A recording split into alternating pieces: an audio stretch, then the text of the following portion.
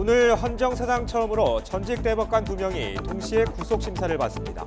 서울중앙지방법원은 사법농단에 개입한 혐의를 받는 박병대 고용한 두 전직 대법관을 상대로 구속 전 피의자 신문을 진행합니다.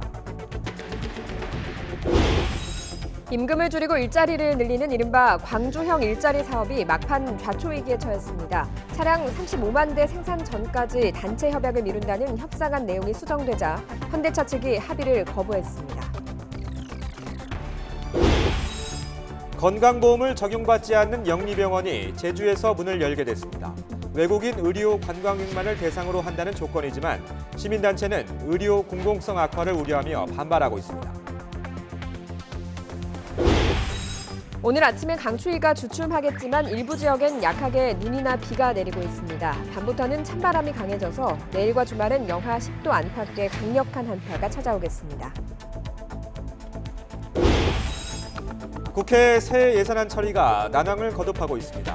여야 원내대표가 여러 차례 만났지만 일자리 예산과 남북협력기금 등 쟁점 사안에서 입장차가 여전하고 야3당의 선거제 개혁 연계 방침까지 더해져 예산안 처리가 늦어지고 있습니다. 미국의 인터넷 기업 구글이 세계 최초로 자율주행차 상용 서비스를 시작했습니다. 우버처럼 스마트폰으로 차를 호출하면 되는데 아직까지는 오작동에 대비해서 엔지니어가 운전석에 앉아서 상황을 모니터하도록 했습니다. 굿모닝 YTN 2부 시작합니다. 박병대 고용한 두 전직 대법관에 대한 구속 여부가 이르면 오늘 결정됩니다. 서울중앙지방법원은 오늘 오전 10시 반 두 전직 대법관을 상대로 구속 전 피의자 신문을 진행합니다. 두 전직 대법관이 그것도 나란히 영장실질심사를 받는 건 헌정사상 처음입니다. 박병대 고영한 전 대법관은 일제강제징용 재판 개입이나 부산법조비리 사건 은폐 등 사법농단 의혹에 관여한 혐의를 받고 있습니다.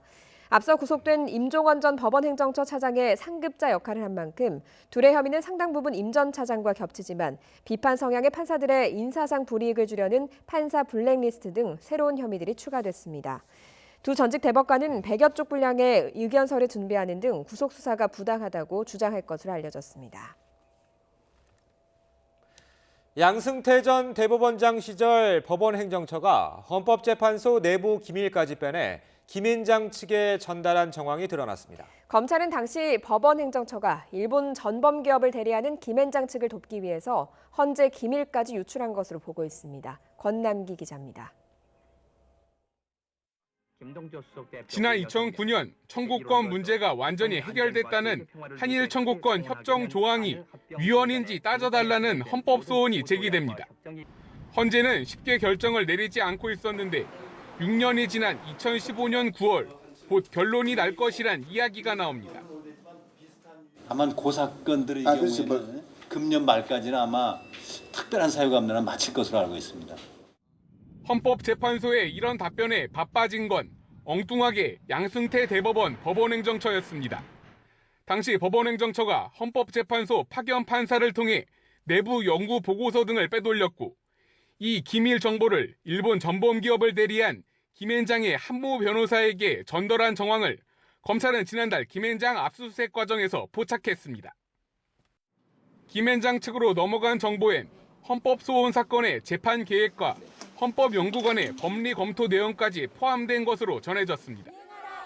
헌법재판소 결정에 따라 강제징용 피해자들의 배상 문제도 영향을 받을 가능성이 큰 상황에서 재판 당사자인 일본 전범기업 측 변호사에게 헌재 기밀 정보를 건넨 겁니다. 검찰은 이 밖에도 법원행정처가 과거사 소멸시효 사건 등 법원과 관련된 헌법재판소 내부 기밀을 계속 빼돌린 증거를 확보했습니다. 또 여기에 박병대, 고영한 두 전직 법원행정처장의 지시가 있었다고 보고 구속영장에 범죄 사실로 적시했습니다. YTN 권남기입니다. 광주형 일자리 사업이 다시 좌초위기에 빠졌습니다. 노동계의 반발로 협상안이 수정됐는데 이번엔 현대차가 거부했습니다. 협상 자체가 무산되는 건 아닌지 우려가 커지고 있습니다. 나연호 기자의 보도입니다. 노사민정협의회 위원들이 회의실에 모였지만 정작 노동계 대표는 모습이 보이지 않습니다. 최종 협상안에 차량 35만 대를 생산하기까지 단체 협약을 미룬다는 내용이 포함된 데 반발해 불참한 겁니다. 이게 악용의 소지라는 것은 인단협을 5년 동안 유예할 수 있다는 조건이 될 수도 있는. 한 차례 연기 끝에 다시 회의가 열려 조건부 의결이 이루어졌습니다. 독소 조항을 아예 삭제하거나 수정하는 등 총 3가지 안을 만들어 이 중 현대차가 선택하게 하는 겁니다. 여러 가지 가능성을 고려해서 나온 안이기 때문에 이 안 이외의 안을 내놓기는 사실상 없다. 셋 중에 아무거나를 현대차가 받아주면은 되겠다라는 것이 노사민정협의회의 논의 결과입니다. 하지만 현대차의 생각은 달랐습니다. 투자 타당성 측면에서 받아들이기 어렵다며 광주시의 제안을 거부했습니다. 이뿐 아니라 협상 전권을 위임받았다는 광주시가 현대차에 약속한 안을 변경하는 등 혼선을 초래하는 점에 매우 유감스럽다고 했습니다. 광주시도 수많은 쟁점을 합의했음에도 유일하게 남은 쟁점 때문에 타결이 무산된 게 너무 안타깝다고 밝혔습니다. 계획됐던 현대차와의 투자 협약 조인식도 물 건너간 상황. 그나마 광주시와 현대차 모두 협상에 대한 여지는 남겨두고 있는 것은 불행 중 다행입니다. YTN 나연호입니다.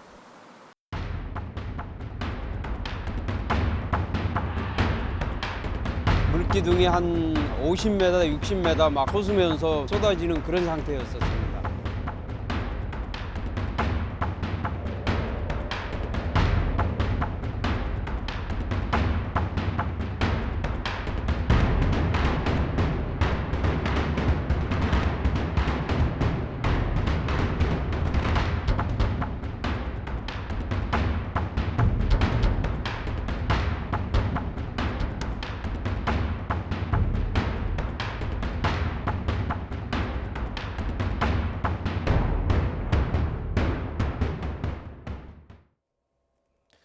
백석역 인근의 온수관 파열 사고를 계기로 정부가 20년이 넘은 노후배관 600여 킬로미터 구간을 긴급 점검하기로 했습니다.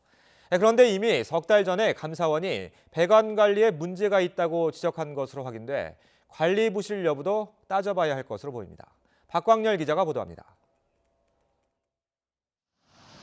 평범한 저녁, 갑자기 지하에서 솟아오른 섭씨 100도의 물과 증기로 인한 사망사고와 화상 피해. 온수관이 터져버리면 대책 없이 당할 수밖에 없습니다. 지나가다가 이렇게 사고가 난 거여서 딱히 대비할 것도 없고 재난 문자 받아서 딱 대비할 상황도 없으니까 불안함이 커진 건 사실이기도 하고. 파열된 온수관은 지난 1991년에 설치됐습니다. 1차 감식 결과 외부 충격 흔적은 없었고 배관 용접부에서 녹이 쓴 구멍이 발견됐습니다. 용접 등으로 부식 방지제가 훼손된 부분에 균열이 생겼고 압력을 버티지 못해 파열됐을 것으로 추정되는 이유입니다. 압력 변화가 심하면 그런 현상이 갑자기 나타나는 일상적인 건 아니죠. 예측했겠죠. 문제는 이같이 20년 이상 된 낡은 배관이 전체의 30%가 넘는다는 겁니다. 경기도 일산, 분당과 같은 1기 신도시나 서울 강남에 집중적으로 분포돼 있습니다. 실제 지난 2월 분당에서 낡은 지하 온수관 파열로 물기둥이 솟아올랐고 3월에는 서울 삼성동에서 열배관 파열로 싱크홀이 생겼습니다. 분당이나 고양 이런 데들이 지금 도심지가 다 완성된 구간이기 때문에 저희가 그런 감시를 하더라도 100% 다 안전 구간이 다 이렇게 스캔하기가 상당히 어려워요. 그런 징후가 만약에 이제 잘 안 나타난다든지. 관리 소홀 부분도 들여다볼 문제입니다. 감사원은 지난 9월 남방공사의 열배관 위험 현황도 등급 산정과 유지보수 일부가 부적정하다는 감사 결과를 통보하기도 했습니다. 백석역 온수관 파열 사고 직후 정부는 노후 배관을 긴급 점검하기로 했습니다.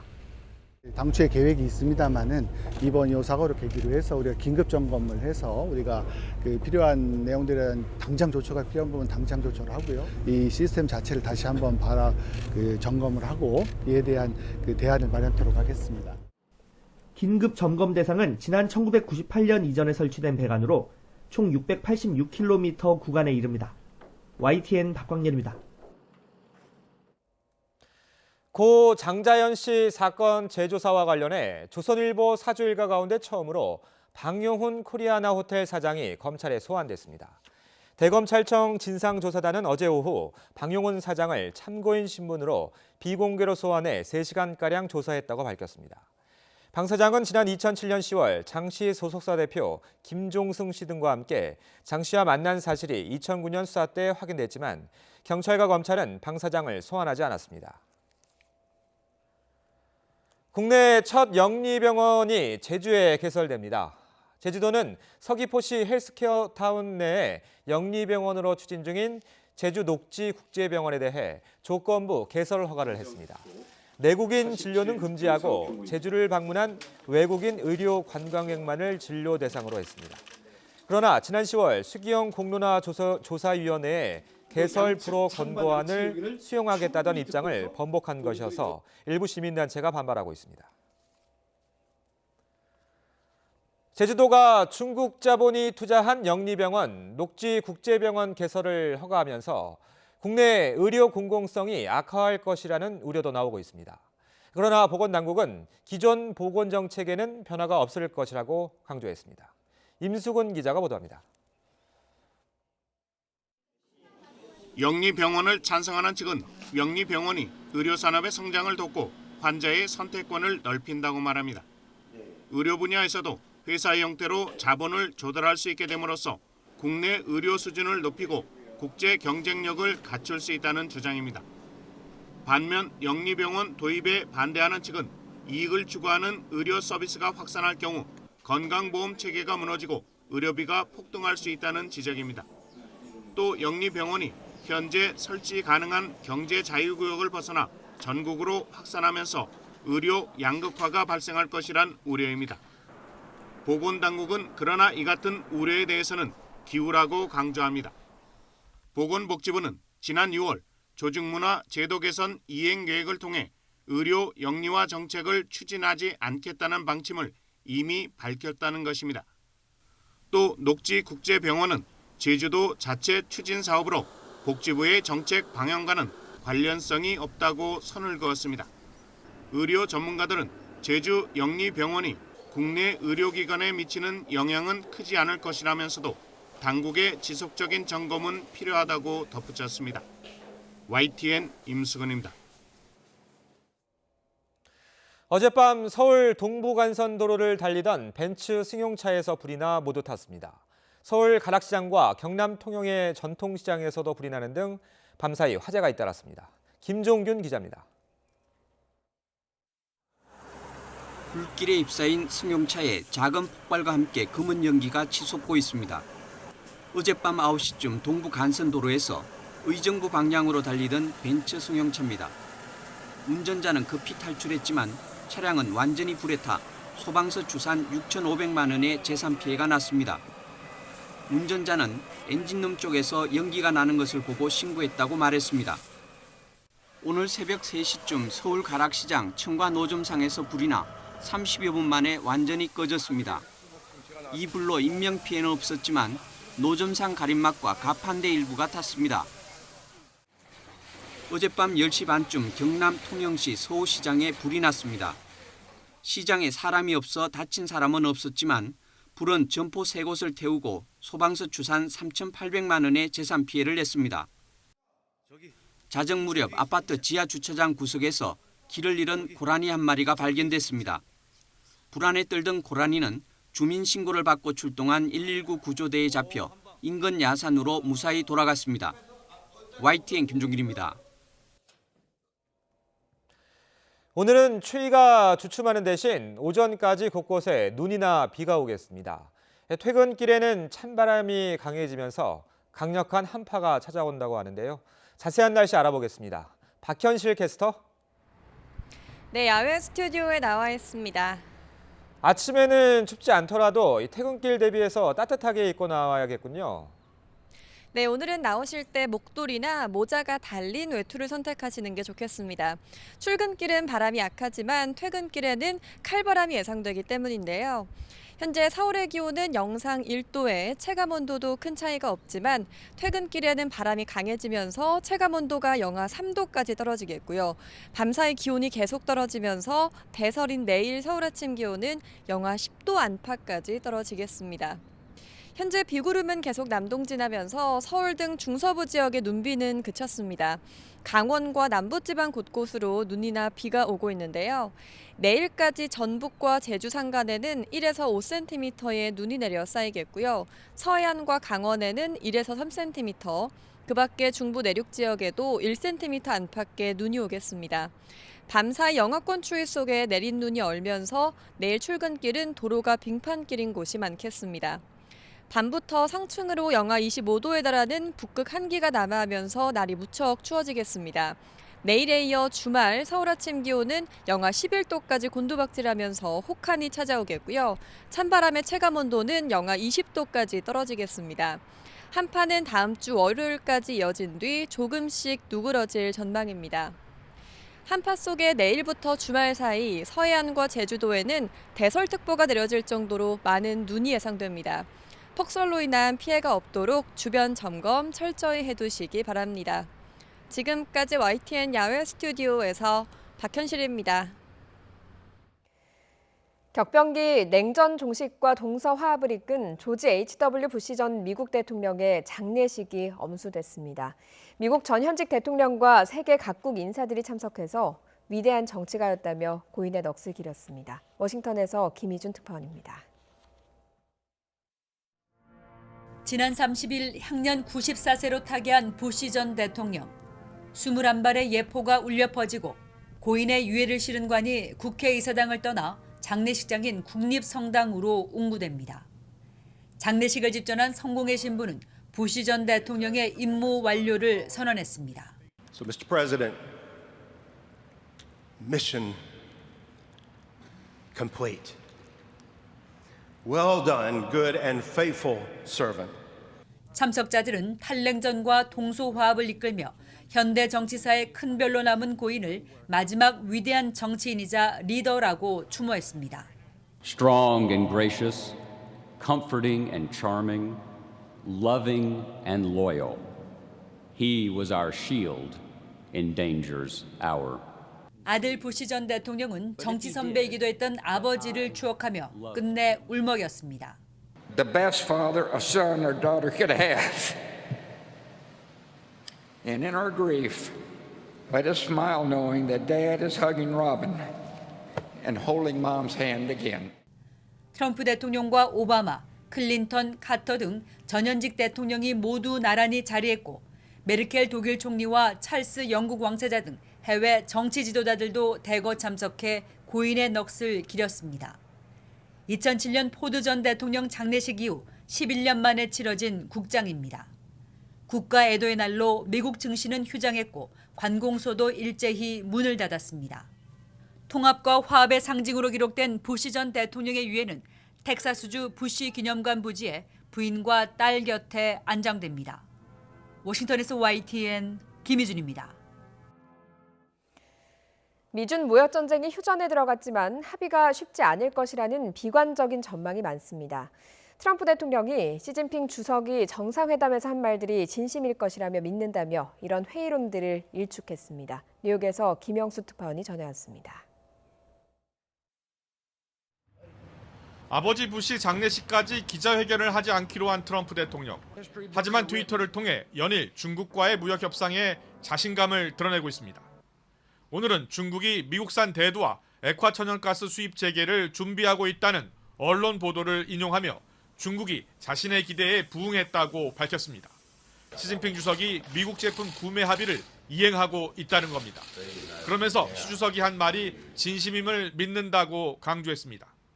전날 자신을 관세맨으로 칭하면서 약속을 지키라고 압박한 데 이어 이번엔 중국이 잘하고 있다고 독려한 겁니다. 또 시 주석이 마약성 진통제 펜타닐을 불법화해달라는 자신의 요구를 수용한 것은 획기적이라고 지적했습니다. 레리 커들로 백악관 국가경제위원장도 정상회담이 매우 순조롭게 진행됐다며 이를 확인했습니다. When President Trump asked President Xi to reclassify fentanyl, which is taking hundreds of thousands of lives, as a controlled substance. That has massive legal implications and maybe the death penalty in China, for example. President Xi said yes, right away. 트럼프 대통령이 연일 협상에 자신감을 내비치고 있는 것은 중국에 대한 압박은 물론 월가에서 제기되고 있는 회의론을 차단하기 위한 포석으로 풀이됩니다. 뉴욕에서 YTN 김영수입니다. 내년도 예산안 처리를 위한 국회 본회의 일정을 합의하지 못한 여야가 막바지 협상을 벌였지만 또 결렬됐습니다. 더불어민주당 홍영표, 자유한국당 김성태, 바른미래당 김관영 원내대표는 어제 3차례에 걸쳐 만났지만 예산안과 선거제도 개혁 연계를 둘러싸고 합의점을 찾지 못했습니다.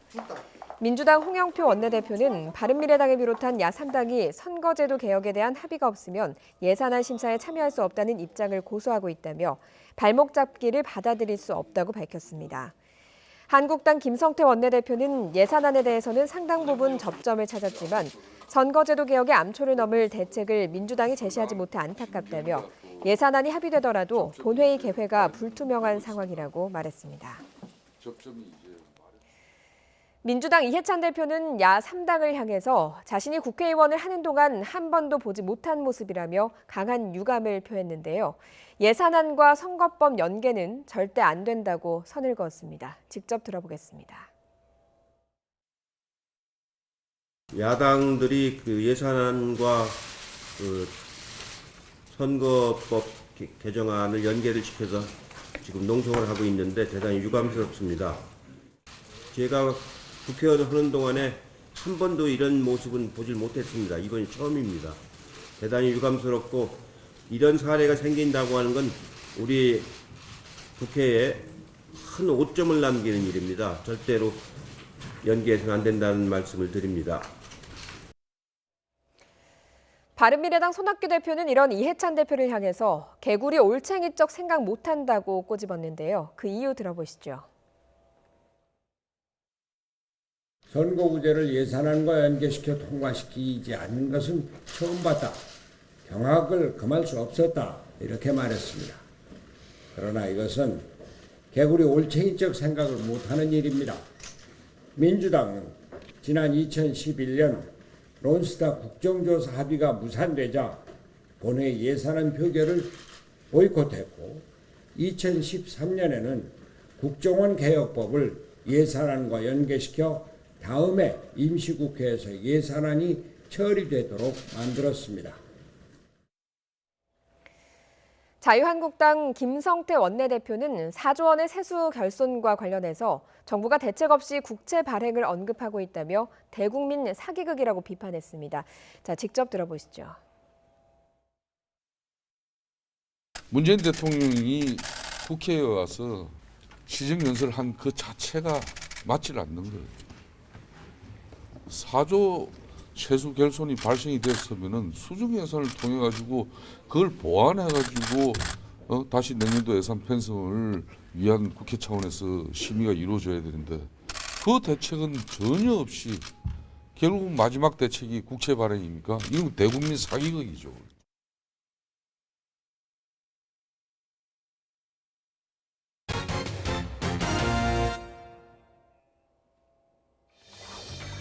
오늘 초점 뉴스 인물은 박병대 고용한 두 전직 대법관입니다.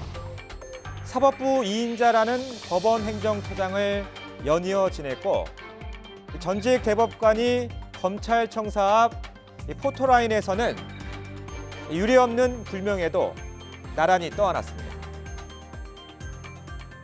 법관으로 평생 봉직하는 동안 제 나름으로는 최선을 다했고 또 법원 행정처장으로 있는 동안에도 그야말로 사심없이 일했습니다.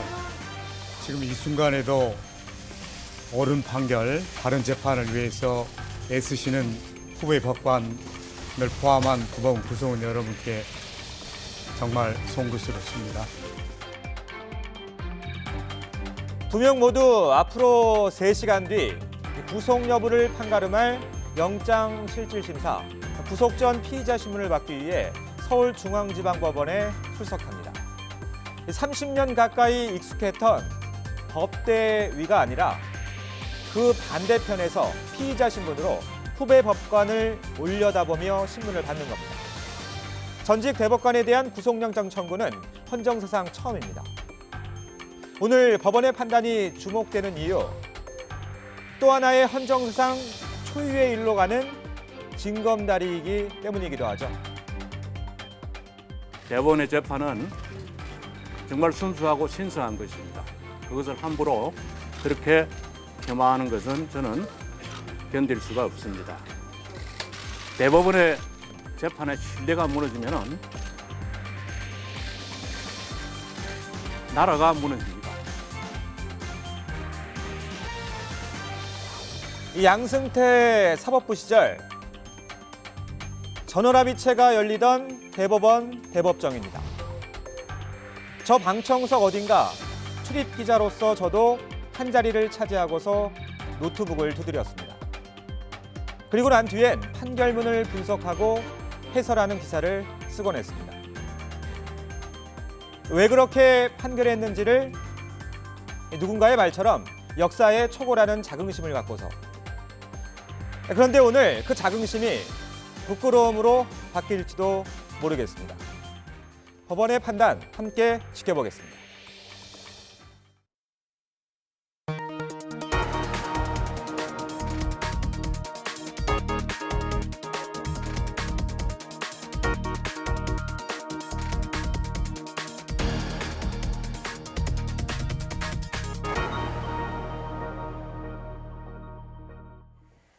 청와대 특별감찰반 비위 의혹 등 공직기강 해이 사례가 잇따르자 해외 순방을 마치고 귀국한 문재인 대통령이 공직기강 확립을 위해서 관리 체계를 강화하라고 지시했습니다. 또 특별감찰반 개선 방안도 조속히 마련하라고 지시했는데요. 청와대 대변인의 브리핑 내용을 직접 들어보겠습니다. 문재인 대통령은 어젯밤 귀국 직후에 임종석 비서실장과 조국 민정수석으로부터 보고를 받았습니다. 보고 내용은 이른바 특별감찰반 사건의 그동안 진행 경과와 앞으로의 특별감찰반 개선 방안이었습니다. 문재인 대통령은 조국 민정수석에게 청와대 안팎의 공직기강 확립을 위해 관리 체계를 강화하는 한편 특별감찰반 개선 방안을 조속히 마련하라고 지시했습니다. 문 대통령은 아울러 대검감찰본부의 조사 결과가 나오면 이번 사건의 성격에 대해 국민들이 올바르게 평가할 것이다 라고 말했습니다. 문재인 대통령이 김정은 북한 국무위원장의 연내 답방 가능성이 있다고 밝히자 역사적인 첫 서울 남북 정상회담의 시기를 놓고 관측이 쏟아지고 있습니다. 이달 중순부터 내년 초까지 범위도 다양합니다. 신호 기자입니다. 문재인 대통령은 이번 순방 기간에 김정은 위원장의 서울 답방을 구체화했습니다. 표현도 가능성이 열려 있다 해서 가능성이 있다로 바뀌었습니다. 일단 김정은 위원장의 연내 답방은 그냥 가능성이 열려 있다. 김정은 위원장의 서울 답방이 연내에 이루어질 가능성이 있습니다. 김정은 위원장의 연내 서울 답방이 수면 위로 떠오르면서 얼마 남지 않은 12월을 놓고 언제 올지에 관한 예측이 무성합니다. 이르면 12일부터 14일까지를 답방 기간으로 선택할 수 있습니다. 이미 서울의 몇몇 호텔과 관람시설에 대한 사전 예약과 경호 동선 파악이 이루어지고 있는 것으로 알려졌습니다. 하지만 준비 기간이 너무 촉박하다는 측면에서 18일부터 20일까지가 더 낫다는 분석도 있습니다. 12월 17일이 김정은 위원장의 아버지 김정일 위원장의 지금 11년 그러니까 지금 7주기입니다. 네. 그날은 못 움직일 거고 그 전에는 못 움직일 거고 그 후에 움직일 겁니다. 아예 연말과 연초를 함께 보내는 기간인 30일부터 내년 1월 1일까지를 답방 기간으로 보는 관측도 있습니다. 국회 연설 등을 고려하면 야당의 반대 때문에 올해는 아예 불가능하다는 전망도 나옵니다. 청와대는 특정 시기를 북한에 제한하지 않았다며 연내든 내년 초든 열려 있다고 밝혔습니다. 답방 기간은 2박 3일일 거라는 전망이 대체로 많습니다. 지난 9월 평양에서처럼 서울에서 하루, 제주에서 하루를 보내는 일정이 무난해 보입니다. 결국 문 대통령이 김정은 위원장의 결단에 달려있다고 말했듯이 남북이 첫 서울 정상회담이라는 이 평양에서의 약속을 재확인하고 시기를 긴밀하게 조율하고 있는 상황이라고 볼 수 있습니다. YTN 신호입니다. 단속 경찰의 앙심을 품고 경찰에 뺑소니를 당했다고 허위 신고한 30대가 붙잡혔습니다. 이 거짓말은 주택가 골목길에서 단속 장면을 고스란히 비추고 있던 CCTV를 통해 밝혀졌습니다. 박조은 기자입니다. 심야 시간 남성 둘이 탄 오토바이가 주택가 골목길을 내려옵니다. 뒤에 타고 있던 남성은 헬멧 미착용 상태로 마침 지나가던 경찰 단속에 걸립니다. 오토바이 운전자는 34살 현모 씨. 현 씨는 단속 직후 곧장 경찰서로 달려갔습니다. 경찰차 때문에 급정지했다가 다쳤는데도 경찰이 아무런 조치를 안 했다고 뺑소니 신고를 한 겁니다. 발목도 접질렀고 그런데 아무런 조치도 취하지 않고 도주했으니까 뺑소니, 그러니까 강력히 처벌을 요구해달라고. 하지만 CCTV와 진료기록부를 수사한 결과 현 씨 주장은 사실과 달랐습니다. CCTV 속 경찰차는 서행하면서 오토바이를 멈추게 했고 현 씨가 다쳤거나 통증을 호소하는 장면도 없었습니다. 오히려 현 씨는 단속 직후 담배를 피우며 주변에 CCTV가 있는지 확인까지 했습니다.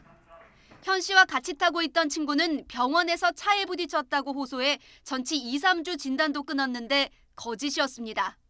경찰은 현 씨가 단속 직후 앙심을 품고 허위 신고를 한 것으로 보고 있습니다. 경찰은 무고와 보험 사기 혐의로 현 씨 등 2명을 불구속 입건했습니다. YTN 박조은입니다. 기후가 변화하면서 우리나라에서도 아열대 작물을 재배하는 곳이 늘어나고 있는데요. 충북 중북부 지역인 괴산에서도 기후변화에 대응해서 다양한 아열대 작물을 시험 재배하고 있습니다. 이성우 기자입니다. 보기만 해도 먹음직스러운 과일이 주렁주렁 달려 있습니다.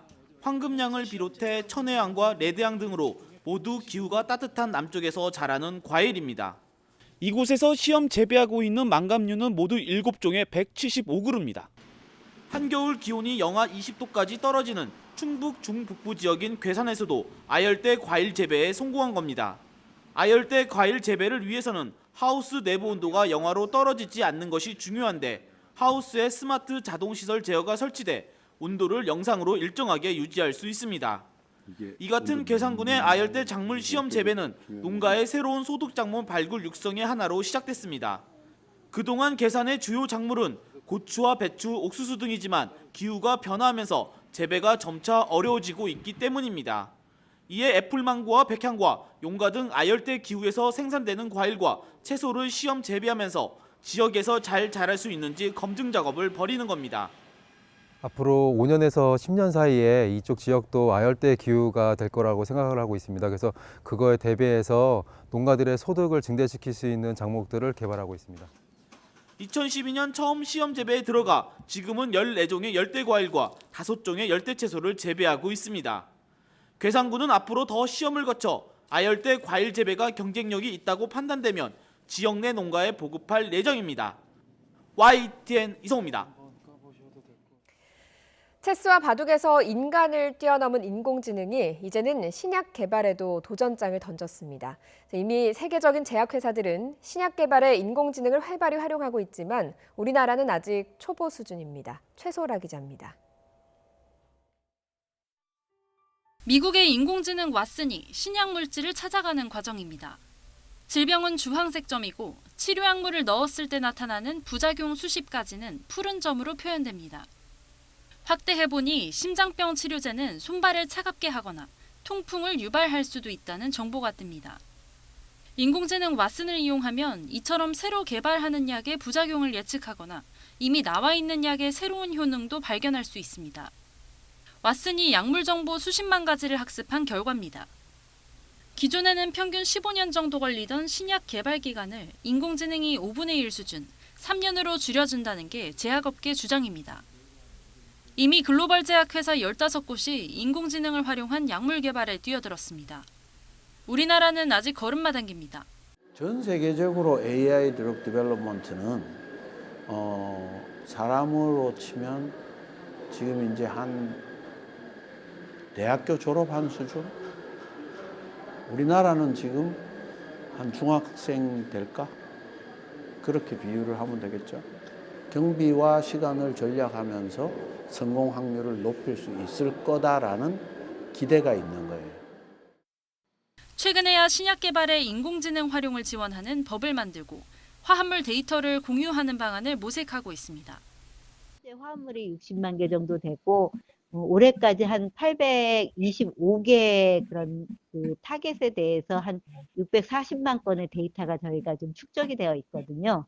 그래서 이 데이터를 갖다가 좀 그 전체를 공유를 해서 국내 연구자들이 활용할 수 있도록 플랫폼을 만드는 것이 이제 저희 그 플랫폼 연구 목적이에요. 질병의 원인이 복잡해지면서 한계에 봉착했다고 평가되는 신약 개발 분야. 인공지능 기술로 돌파구를 찾게 될지 관심이 높아지고 있습니다. YTN 사이언스 최소라입니다.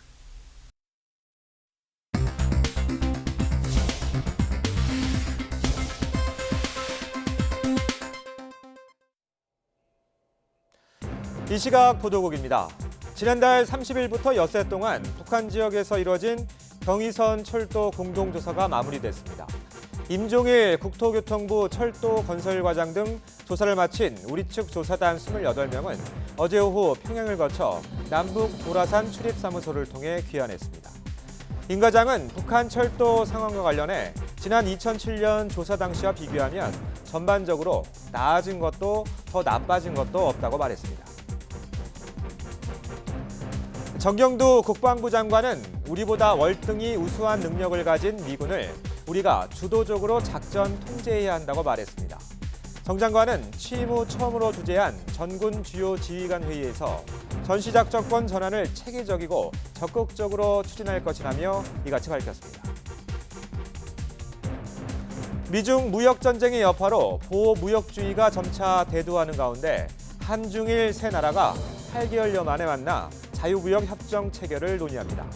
산업통상자원부는 오늘부터 이틀 동안 중국 베이징에서 14차 한중일 FTA 공식 협상을 개최한다고 밝혔습니다. 광주 고등법원은 88살 김재림 씨 등 일제 강제동원 피해자 4명에게 미쓰비시 중공업이 각각 1억 원에서 1억 5천만 원씩 배상하라고 판결했습니다. 재판부는 1965년 한일 청구권 협정으로 두 나라 사이에 피해 배상과 보상은 이뤄졌지만 개인 간의 청구권은 소멸하지 않았다는 대법원의 판단을 존중한다고 밝혔습니다. 지금까지 이 시각 보도국이었습니다.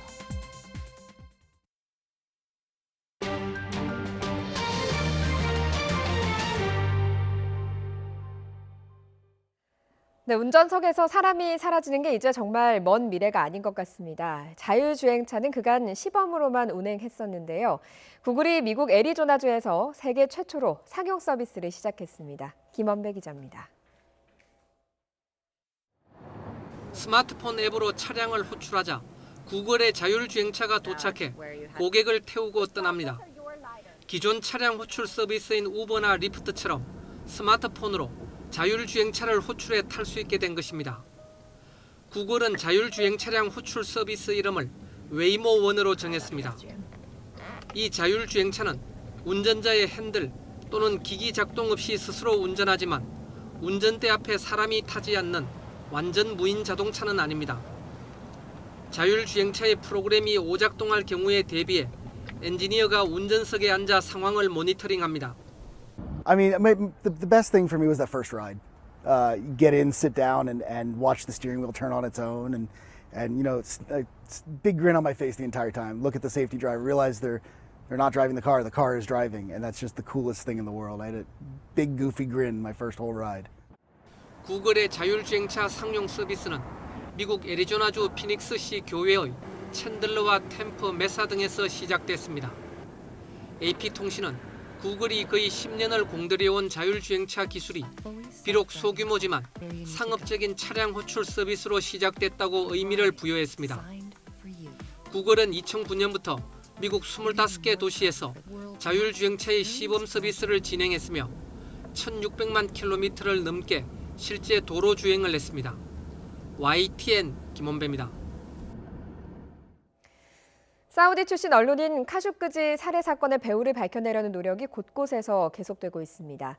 미 의회와 터키 당국, 유엔과 영화배우까지 나서서 사우디 왕세자를 압박하고 있습니다. LA 김기봉 특파원의 보도입니다. 살해 가담 인사들만 기소되고 정작 몸통은 숨겨져 있는 카슈끄지 살해 사건. 사우디와의 관계를 내세워 진실 규명에 소홀한 미 정부와 달리 범행의 배후를 캐내려는 노력은 계속되고 있습니다.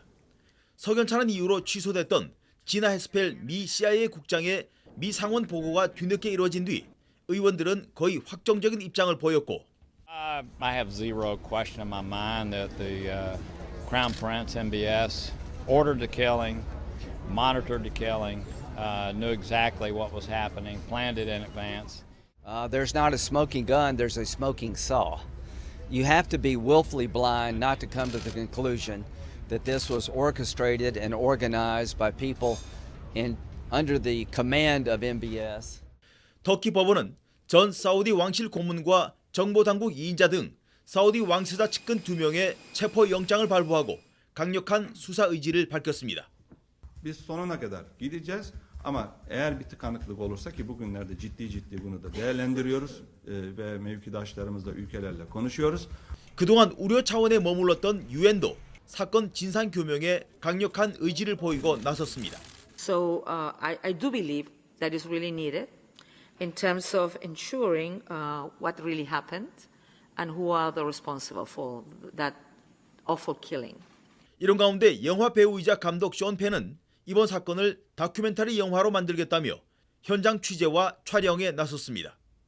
곳곳에서 이루어지는 진실 규명의 작은 노력들이 미 정부의 미온적인 태도를 극복하고 카슈끄지 사건의 배후를 세상에 드러낼 수 있을지 관심이 모아집니다. LA에서 YTN 김기봉입니다. 최근 일본에선 전 국가대표 마라톤 선수가 화제입니다. 화장품이나 쿠키, 사탕 이런 것들을 훔치다가 붙잡힌 건데요. 선수 시절 경기 성적에 대한 스트레스가 병적인 도벽으로 이어졌습니다. 도쿄에서 황보현 특파원입니다. 일본 여자 마라톤 전 국가대표 하라 유미코 선수가 눈물을 흘리며 기자들 앞에 나섰습니다. 本当に申し訳ありませんでした。申し訳ありませんでした。 지난해 여름 화장품과 식료품을 훔친 죄로 지난해 11월 징역 1년에 집행유예 3년을 선고받았던 하라 선수. 그런데 집행유예 기간인 지난 2월 슈퍼에서 쿠키와 사탕 등 3,800원어치를 훔쳤다 체포돼 다시 재판에 넘겨졌습니다. 집행유예 기간에 죄를 지으면 실형이 내려지는 게 보통이지만 법원은 한 번 더 집행유예 판결을 내렸습니다. 상습적인 도둑질이 일종의 병에 의한 것으로 판단된다며 치료를 통해 회복하도록 다시 한번 기회를 줄 필요가 있다고 결론 내린 겁니다. やめなきゃいけないのに、やめたいのにやめられない。あの時生きてることもすごく辛くて。 하라 선수는 현역 시절 실업단에 들어가 국제 마라톤 대회에 참가해 우승한 뒤 일본 대표 선수로 활약했습니다. 하지만 그 이면에는 가혹한 체중 감량과 경기 성적에 대한 스트레스로 음식을 먹으면 토하는 것을 반복하는 섭식 장애 진단을 받았습니다. 그리고 훈련 때 지갑을 감독에게 맡겨두는 상황에서 처음으로 물건을 훔친 게 계기가 돼 병적으로 도둑질에 빠져들었습니다. なんで入れちゃったんかなって。目の前がなんか真っ白くな、雲がかかったように視界が狭くなってって。 병원 치료를 받으며 이젠 섭식장애 증상도 거의 사라졌다는 하라 선수. 이번만큼은 확실히 치료해 비슷한 병으로 힘들어하는 주변 사람들에게 조금이나마 용기를 주고 싶다고 말했습니다. 도쿄에서 YTN 황보현입니다. 일본 정부가 연내에 확정할 방위력 정비 지침에 고출력 레이저를 사용해 목표물을 요격하는 대공 방위 시스템 개발을 명기하는 방안을 검토 중이라고 교도통신이 보도했습니다. 일본 정부는 공격형 소형 무인기, 즉 드론이나 박격포탄 등의 고출력 레이저를 쏴서 요격하는 시스템 개발 방침을 방위계획 대강에 명기하는 방안을 검토 중입니다. 이는 최근 폭탄을 탑재한 드론을 원격 조작해서 폭발시키는 테러가 잇따른 점을 감안한 것이라고 교도통신은 전했습니다. 중국의 일부 건강검진기관이 검진자들의 혈액 샘플은 검사도 하지 않고 버리는 가짜 검진 행위에 대한 폭로가 나와서 중국 의료계에 파문이 일고 있습니다. 중국 최대 민영 건강검진기관인 아이캉법인의 리강 대표는 최근 한 행사에 참석해서 중국 건강검진에 만연한 가짜 검진에 대해서 폭로했습니다. 리 대표는 일부 건강검진기관이 가짜 검진 서비스를 제공하고 있다면서 가짜 간호사나 의사를 통해 진찰하거나 검진자에게서 채취한 혈액 샘플을 검사도 하지 않고 버린다고 말했습니다.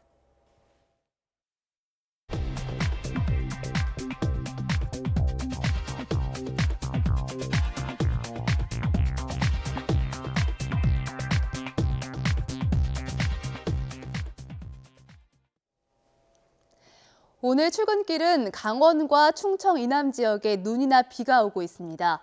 새벽 한때 수도권 지역에 오던 눈은 모두 그친 상태입니다. 눈비는 일단 오늘 오전까지 이어지겠지만 내일 충청과 호남 지역은 한파 속에 다시 많은 눈이 올 것으로 보입니다. 앞으로 강원과 충청 지역, 전남 지역은 1에서 3cm, 제주 산간과 전북 지역은 최고 5cm의 눈이 쌓이는 곳이 있겠습니다. 오늘 출근길은 눈비가 오면서 추위가 주춤합니다. 현재 서울의 기온은 0.5도로 영상권을 유지하고 있는데요. 낮 기온도 7도까지 올라서 온화하겠습니다. 하지만 출근길보다 퇴근길이 더 춥겠습니다. 퇴근길부터 칼바람이 강해지면서 서울의 체감 온도는 영하 2도까지 뚝 떨어지겠고요. 밤사이 북극 한기가 남하하면서 내일 아침 서울 기온은 영하 9도까지 곤두박질하겠습니다. 체감 온도는 영하 20도에 육박할 것으로 보입니다. 일단 오늘 아침까지는 추위가 덜합니다. 현재 기온은 어제 아침보다 2도에서 5도가 높은데요. 서울의 기온이 0.5도를 비롯해 대구 5.6도, 광주 2.6도로 대부분 지역이 영상권입니다. 낮 기온도 어제보다 올라서 온화하겠습니다. 서울이 7도, 청주 8도, 대구 9도, 무안도 9도까지 오르겠습니다. 주말인 모레 아침 서울 기온은 영하 11도까지 떨어지면서 한파가 절정에 달하겠고요. 이번 한파는 다음 주 중반부터 점차 누그러질 것으로 보입니다. 날씨 정보였습니다. 굿모닝 YTN 3부 잠시 후 8시에 이어집니다.